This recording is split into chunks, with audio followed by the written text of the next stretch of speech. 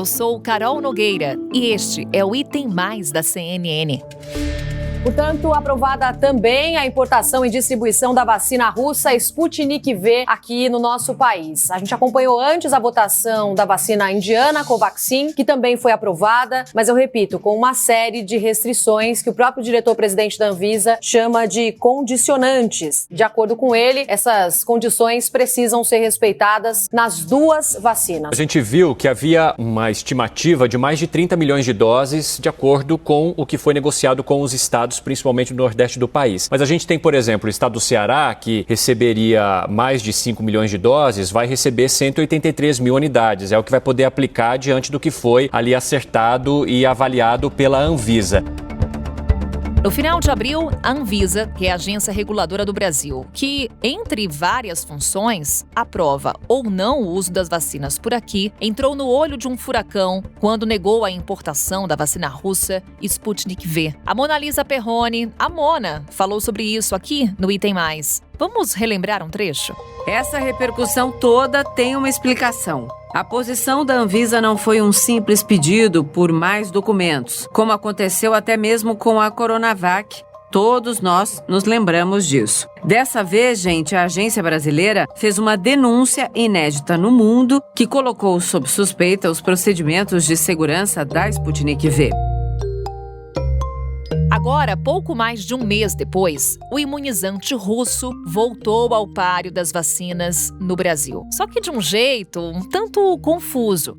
A Anvisa deu o sinal verde para a importação e distribuição do imunizante para 6 estados do Nordeste, que já compraram a vacina dos russos. Porém, a quantidade é limitada a 1% da população desses estados. Essa autorização também é temporária e excepcional e traz uma série de restrições. E aí, isso gerou muitas dúvidas. Vou ler um trecho do parecer do gerente-geral de medicamentos da Anvisa, o Gustavo Mendes, que ilustra muito bem o quanto essa situação está indefinida. Aspas para o Gustavo. Os estados devem comunicar amplamente à sociedade que a vacina Sputnik V importada não possui avaliação da Anvisa quanto aos critérios de qualidade, eficácia e segurança. Nós não tivemos acesso aos dados. Então, como atestar? Fecha aspas.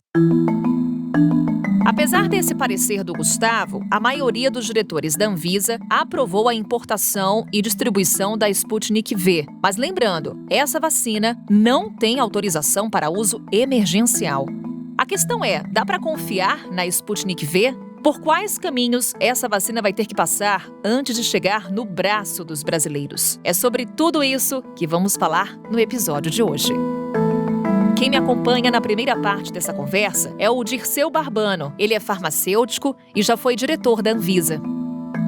Dirceu, muito obrigada por nos atender. Bem-vindo aqui ao Item Mais. Oi, Carol. É um prazer sempre poder conversar com você e com os ouvintes. Dirceu, entre as várias dúvidas após a aprovação para importação e distribuição das vacinas Sputnik V e a Covaxin, foi com relação ao uso dela, porque não houve a autorização para uso emergencial. Porém, essa vacina poderá ser aplicada. Qual que é essa diferença, Dirceu? É uma diferença mais de natureza burocrática do que necessariamente de natureza sanitária, Carol. Porque, na verdade, o que nós observamos, e não só aqui no Brasil, mas em praticamente todos os países, foi um esforço das autoridades sanitárias, dos parlamentos, no sentido de abreviarem a possibilidade de que vacinas desenvolvidas em outros países pudessem ser usadas. Então, aqui no Brasil, nós temos hoje, na verdade, 3 possibilidades. Uma delas é essa importação em caráter excepcional, que visa fazer com que, muito rapidamente, produtos que tenham sido já registrados em alguma agência sanitária ao redor do mundo possam ser importados, inclusive embalados com os rótulos originários dos outros países em outras línguas. Então, na verdade, a forma mais rápida de trazer um produto de fora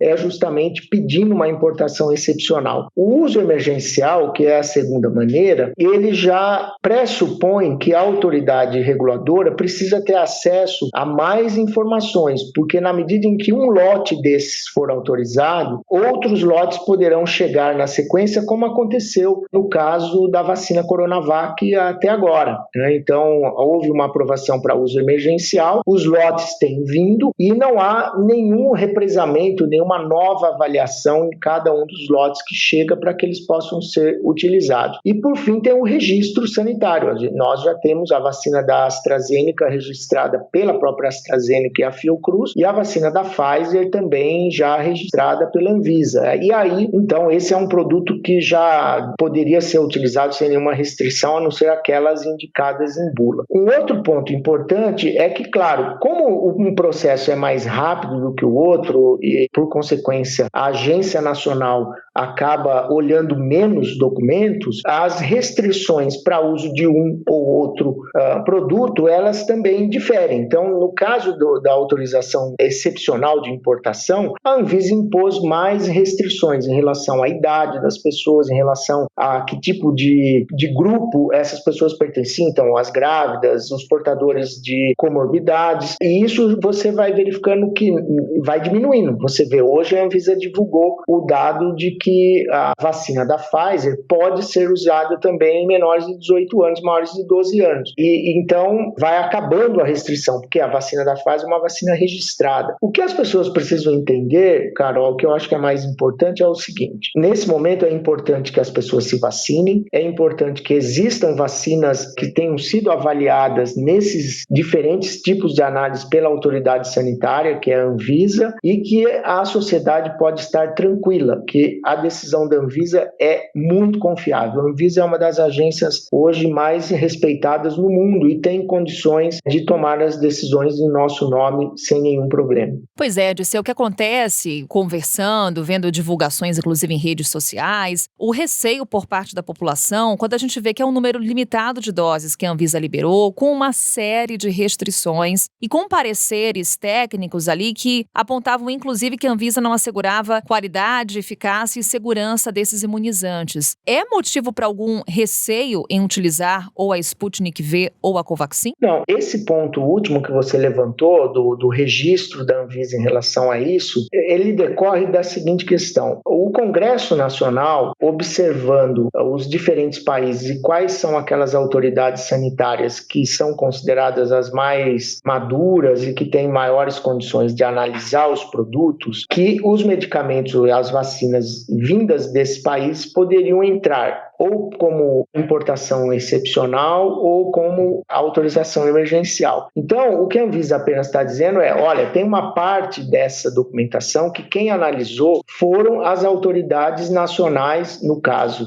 da Sputnik V, a autoridade russa, e no caso da Covaxin, a autoridade indiana. Isso não significa que a vacina não tenha sido analisada nesses aspectos, só não foi pela Anvisa. As outras restrições, elas são importantes também, Carol, mas elas não implicam em que há um risco de utilização. Há uma precaução por parte da Anvisa. Então, quando ela diz, olha, eu vou autorizar a importação de uma quantidade equivalente a 1% da população e as pessoas vão usar as 2 doses e as autoridades de saúde terão de observar a questão de reações adversas, ela apenas está sendo precavida no sentido de que, bom, não havendo problemas que sejam relevantes, e tudo indica que não há problemas, porque essas 2 vacinas estão em uso em vários outros lugares do mundo, nós autorizaremos a importação de outros quantitativos. É claro, e eu entendo,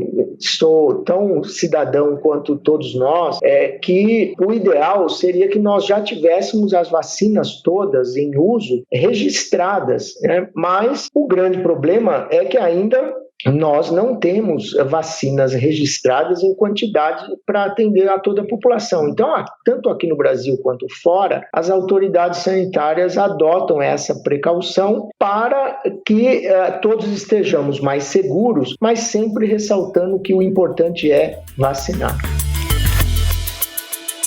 Pontuamos aqui no início do Item Mais com relação à primeira negativa da Anvisa, tanto para a Covaxin quanto para a Sputnik V. E agora, essa aprovação por parte da agência. Aquelas dúvidas que foram levantadas em meses anteriores, essas dúvidas foram sanadas agora? O que ainda falta explicar? Então, Carol, olha, eu olhando de fora, né, e com os dados que são públicos também, porque eu não participo dessa avaliação, o que eu posso concluir é que grande parte daqueles pontos que foram levantados na primeira decisão e que levou à não autorização foram resolvidos do ponto de vista da apresentação de informações e novos documentos, porque senão a Anvisa não teria mudado a sua posição, né? No caso da vacina Sputnik V, havia um ponto importante em relação à possibilidade de que o adenovírus utilizado na produção de uma das doses poderia se replicar, e o que os documentos que eu li depois mostram é que nunca houve a presença de adenovírus replicante, e que isso está bem demonstrado nos relatórios de controle de qualidade do laboratório Gamaleya que produz a Rússia. Outro ponto é que não havia um documento da autoridade russa relatando o que ela havia avaliado e quais eram as conclusões da autoridade russa em relação a cada um dos pontos analisados para a liberação da vacina na Rússia. E esse documento chegou. No caso da vacina indiana, o grande ponto envolvido se referia às boas práticas de fabricação, que a Anvisa fez uma inspeção na fábrica. E isso é normal. Normalmente você vai à fábrica e detecta pontos que precisam ser revistos do ponto de vista dos processos, da segurança dos processos, e as empresas apresentam um plano de ação para a solução daquelas não conformidades. E a empresa indiana, no caso, apresentou a documentação e esse cronograma com as ações que estão já em andamento para solucionar as não conformidades. E aquelas principais não conformidades foram resolvidas. Então, havia um novo cenário nessa segunda reunião em relação à primeira reunião,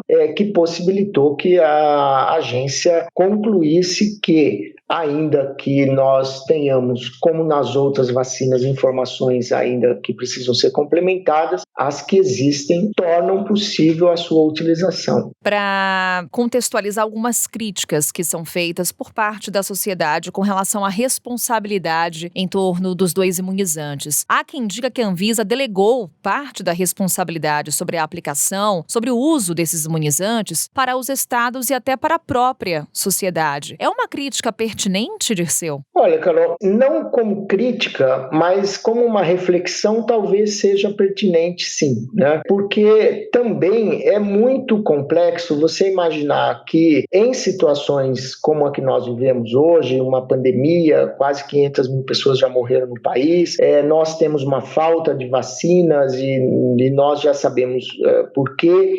Há uma necessidade de que essas vacinas cheguem ao país, há um contexto diplomático, internacional e político envolvido na distribuição de vacinas ao redor do mundo. Bom, e neste contexto todo, a autoridade reguladora precisa tomar decisões, que é ter ou não ter a vacina. Então, eu entendo que seja algo aceitável em que, de maneira transparente, essas responsabilidades possam ser compartilhadas, não terceirizadas, mas compartilhadas. Então, quando a Anvisa exige que os estados precisam ter um plano de monitoramento muito robusto de reações adversas sobre o uso dessas vacinas, e o Ministério da Saúde, no caso da Covaxin, ela está dizendo, olha, há incertezas, elas não são suficientes para que nós possamos impedir o uso da vacina, mas elas são relevantes ao ponto de chamarem a atenção. E é bom que a sociedade saiba disso também. Nós temos limites importantes ainda em relação a todas as vacinas. Você vê, a vacina da AstraZeneca ela está aprovada, estava já aprovada com registro concedido e chegou a um ponto de suspensão do uso da vacina para grávidas. Isso não só aqui no Brasil, no mundo. Ainda há dúvidas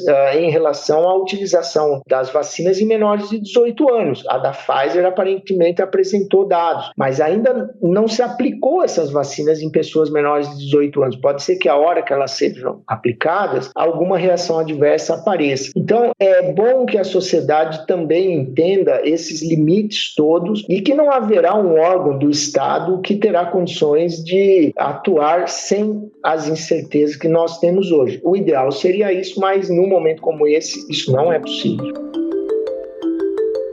Dirceu, para a gente encerrar, com relação a uma declaração que eu trouxe há pouco, do parecer do Gustavo Mendes, gerente-geral de medicamentos da Anvisa, em que ele colocava que os estados têm que comunicar amplamente à sociedade sobre a vacina Sputnik V, que ela não possui avaliação da Anvisa quanto aos critérios de qualidade, eficácia e segurança. O ponto que eu queria abordar com você é com relação a essa comunicação ampla à sociedade. Como é que ela se dá? E até mesmo como se daria na prática esse compartilhamento de responsabilidade dos estados com a Anvisa, com a sociedade? É o caso de um termo de responsabilidade, algo físico? Não, do Estado com a Anvisa, sim, houve a imposição de um termo de responsabilidade. E esse termo de responsabilidade trata basicamente de 3 pontos. O primeiro é o sistema de farmacovigilância robusto. O segundo é a necessidade de que os estados submetam a vacina ao mesmo procedimento que sempre foi feito com o Programa Nacional de Imunização ao controle de qualidade do Instituto Nacional de Controle de Qualidade em Saúde da Fiocruz. E o terceiro ponto é a realização de um estudo de efetividade, como os que foram feitos aqui em São Paulo, em Serrana, aqui na capital, com a vacina Coronavac e em outros lugares envolvendo a própria vacina da AstraZeneca e tem sido feito em outros países. Então, esse termo de compromisso é sim com os estados, não com o cidadão. O cidadão, ele certamente conta com algo que é importante, que é a liberação por parte da Anvisa, porque a Anvisa também assumiu uma responsabilidade. O que ela está dizendo só é que há aspectos que foram analisados pelas agências de origem, dos países de origem da vacina, porque a lei assim coloca que essas agências, sendo analisadas por elas, as vacinas não precisariam de uma nova análise de todos os dados aqui no Brasil. Bom, e a comunicação à sociedade, eu acredito que os governos dos estados, o próprio Ministério, porque a Sputnik foi aprovada para importação pelos estados, a Covaxin foi aprovada para importação pelo Ministério da Saúde. Então, essa responsabilidade vai recair sobre o gestor federal e o gestor estadual, que precisarão manter, no meu entendimento, além da comunicação incentivando a vacinação, a informação clara, precisa e transparente sobre quais são as vacinas disponíveis e que todas elas são absolutamente seguras e contam com dados muito relevantes em relação à sua eficácia, explicando quem é que analisou e concluiu cada uma dessas coisas. No caso da vacina Covaxin e da Sputnik, muitas dessas conclusões foram feitas pelas agências da Índia e da Rússia, no caso. Dirceu Barbando, numa conversa aqui conosco no Item Mais uma vez, Dirceu, foi um prazer conversar com você. Carol, estou sempre à disposição e gosto muito sempre de conversar com vocês. Até uma próxima, Dirceu, um abraço. Até a próxima. Nesse episódio, também conversamos com a Raquel Stuck, da Sociedade Brasileira de Infectologia. Doutora Raquel, muito obrigada pela sua participação conosco. Seja bem-vinda. Obrigada, Carol. É um prazer estar conversando novamente aqui com você e com todos que nos acompanham. Bem, doutora, são várias as dúvidas com relação tanto à Sputnik V quanto com relação à Covaxin. Minha primeira pergunta é com relação a essa limitação de doses que a Anvisa colocou após a aprovação da importação e distribuição desses 2 imunizantes. É uma distribuição limitada a 1% da população dos 6 estados que entraram com o pedido de importação da Sputnik e também a 1% da população brasileira no que se refere ao pedido protocolado pelo Ministério da Saúde. É um número pequeno de doses, então, que vai chegar ao nosso país. Essas doses vão ter algum impacto no nosso Programa Nacional de Imunizações? Olha, Carol, apesar da gente sempre falar, né, que nós desejamos e precisamos de muitas vacinas e muitas doses para poder vacinar o mais rapidamente possível a nossa população, este número, né, de doses, né, que virá, o número de doses que virá, ele não vai ter um impacto importante no nosso programa de imunizações, não, né? Talvez depois, né, dessa primeira remessa haja a possibilidade de recebermos mais doses, mas num primeiro momento esse montante não terá um grande impacto na vacinação aqui entre nós. Doutora, das vacinas que temos aprovadas hoje aqui no Brasil para uso emergencial, enfim, para serem aplicadas aqui no nosso país, qual que é a grande diferença dessas vacinas para a Covaxin e para a Sputnik V? A Sputnik V é uma vacina que usa a mesma receita, vamos dizer assim, tanto da AstraZeneca quanto da Janssen, que usa o vetor viral. A Sputnik usa 2 vetores virais diferentes, um para cada dose. E a Covaxin é um vírus atenuado, mas assim, nós sabemos o que eu posso esperar a mais de reações adversas? Essa é uma pergunta muito difícil, porque se eu não testei, se eu não avaliei, né, a população com este olhar, né, da segurança, a gente viu que a Anvisa detectou vírus, apesar de ser a mesma receita, por exemplo, da Sputnik, em relação à mesma receita da AstraZeneca, Oxford AstraZeneca e da Janssen, a Anvisa detectou a presença daqueles adenovírus replicantes em uma quantidade maior do que era esperada. A gente não sabe, apesar de ser a mesma receita, a hora que você vai analisar, né, com um critério sanitário de liberação para toda a população, você tem um outro olhar que é diferente até da pesquisa clínica, de trabalho científico, que pode detectar, a análise mais detalhada traz alguns questionamentos que no trabalho científico isso passou porque não era o objetivo da avaliação do trabalho. Mas a Anvisa tem a obrigação, as agências regulatórias têm a obrigação, né, de ter este olhar. Então, apesar de terem a mesma receita, elas têm particularidades e que numa análise mais criteriosa, técnica, isso pode levar a reações adversas diferentes do que as vacinas que nós temos aqui no momento. Quando a gente acompanha as restrições também colocadas pela agência, há até uma limitação com relação ao público que pode tomar esses imunizantes. Esses imunizantes são voltados principalmente para adultos saudáveis. Por que essa decisão? É por conta das indefinições com relação aos 2 imunizantes? Meu entendimento é de que sim, porque esses 2 imunizantes ainda não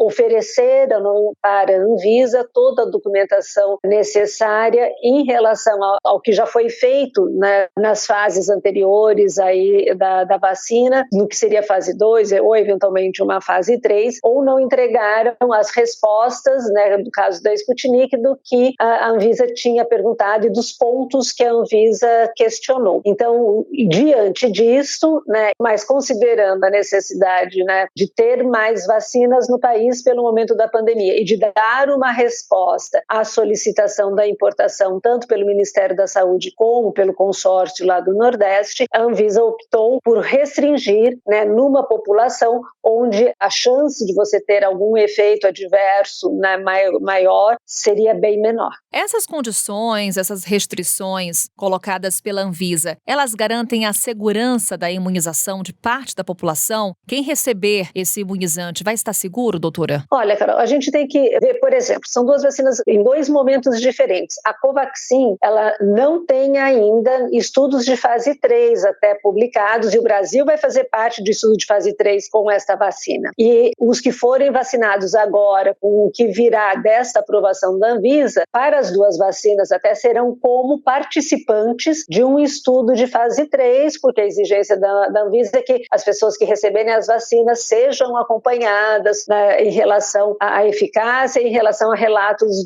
da presença ou não, né, de alguma reação adversa. O que, então, da Covaxin a gente sabe muito pouco do que já foi feito, porque foi feito pouco em relação a essa vacina no mundo todo. Agora, é uma vacina de vírus inativado e habitualmente não temos grandes reações adversas às vacinas de vírus inativado. Mas as pessoas que receberem devem ficar muito atentas também para relatar os efeitos adversos. Aliás, todas as pessoas devem relatar os efeitos adversos de qualquer vacina, mesmo que seja uma dor mais, né, prolongada ou mais importante no local da aplicação, febre ou alguma outra ocorrência, né, próxima à aplicação da vacina. Em relação à Sputnik, nós já temos um número bem maior, né, já centenas de milhares aí de pessoas vacinadas no mundo todo com a vacina Sputnik. Não temos relatos de reações adversas frequentes ou graves. Na fase 3 desta vacina houve, né, uma reação adversa grave que ainda não está bem detalhada e foi até uma das perguntas da Anvisa, né,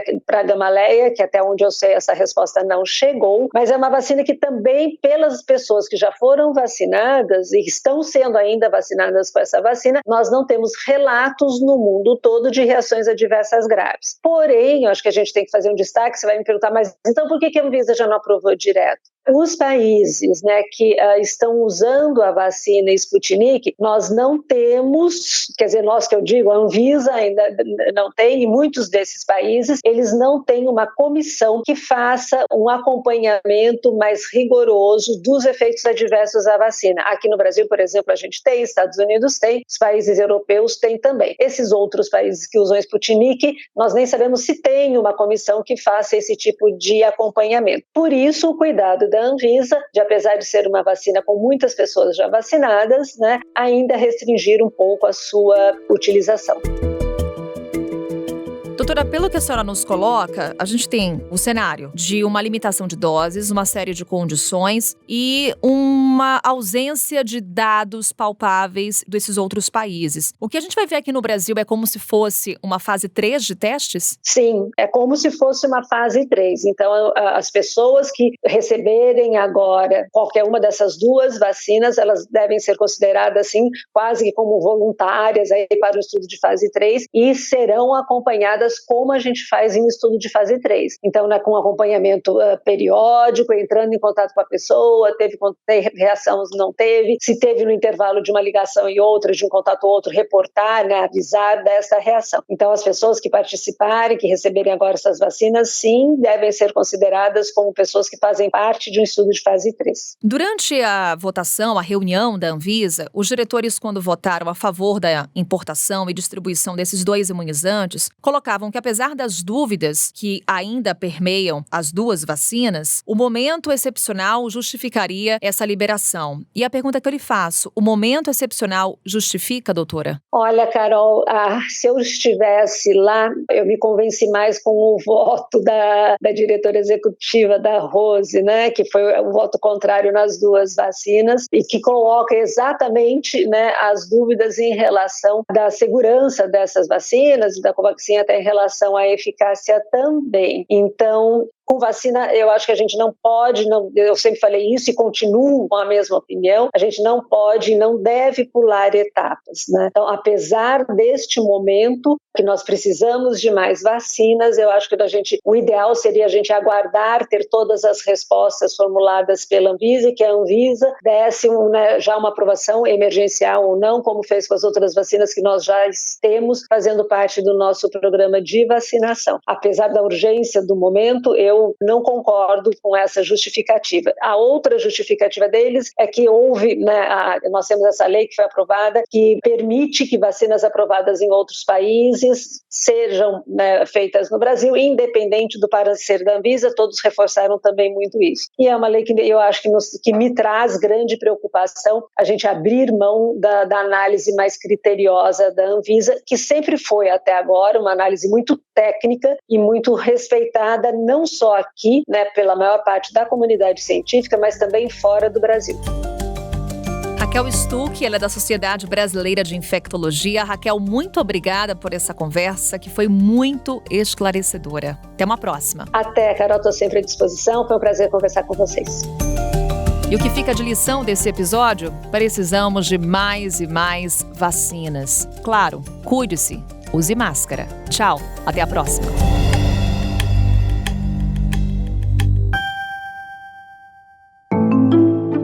Com a apresentação minha, Carol Nogueira, Este podcast foi produzido pela Maremoto para a CNN Brasil. Roteiro e pesquisa, Thaís Ilhéu. Pauta e produção, Danilo Santana. Operador de gravação, Nathan Kleiman. Edição e sonorização, Murilo Lourenço. Coordenação geral, Paula Weinberg. Coordenação de produto, Verônica Schneider. Coordenação editorial, Diego Toledo. Direção de jornalismo digital, Daniel Tosi. Você também pode ouvir o Item Mais no site da CNN Brasil. E aproveite para conhecer os nossos outros programas em áudio. Acesse cnnbrasil.com.br/podcasts.